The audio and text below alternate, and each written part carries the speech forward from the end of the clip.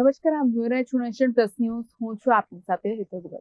સુરતના ભેસ્તાન વિસ્તારમાં જાહેરમાં કાયદાના લીરેલીરા ઉડાવતા અસામાજિક તત્વોને સુરત પોલીસે બરાબરનો પાઠ ભણાવ્યો છે.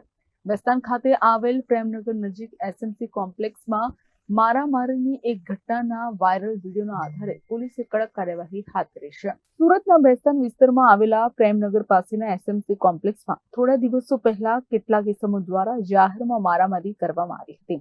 આ મારામારીનો વિડીયો સોશિયલ મીડિયામાં વાયુવેગે વાયરલ થયો હતો, જેને પગલે લોકોમાં ફફડાટ અને પોલીસની કામગીરી પર સવાલો ઉઠ્યા હતા. જોકે ઘટનાની ગંભીરતા સમજી ભેસ્તાન પોલીસે તપાસના ચક્રો ગતિમાન કર્યા હતા. પોલીસે વિડીયોના આધારે તપાસ કરી મારામારીમાં સામેલ 4 આરોપીઓની ધરપકડ કરી લીધી છે. પોલીસે આ શખ્સોની એવી રીતે શાન ઠેકાણે લાવી છે કે શખ્સો કાલે જાહેરમાં આતંક મચાવતા હતા, તેઓ આજે પોલીસ સામે કાન પકડીને માફી માંગતા જોવા મળ્યા હતા. આરોપીઓએ પોલીસ સમક્ષ કબૂલાત કરી હતી કે હવે પછી બીજી વાર આવી ભૂલ નહીં કરીએ અને કાયદાનું પાલન કરીશું. સુરત પોલીસે આ કડક કાર્યવાહીથી વિસ્તારના રહીશોમાં શાંતિ અને સુરક્ષાનો અહેસાસ જોવા મળી રહ્યો છે. ट्रैफिक में हमसे झगड़ा हो गया, दोबारा हम झगड़ा नहीं करेंगे, माफी मांगते हैं।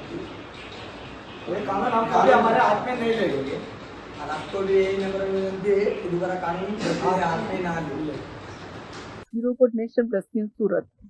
સમાચારોના સતત અપડેટ મેળવવા માટે અમારી નેશન પ્લસ ન્યૂઝની યુટ્યુબ ચેનલને સબસ્ક્રાઇબ કરો, બેલ આઇકન દબાવો અને જોડાયેલા રહો ફેસબુક, ઇન્સ્ટાગ્રામ અને ટ્વિટર પર.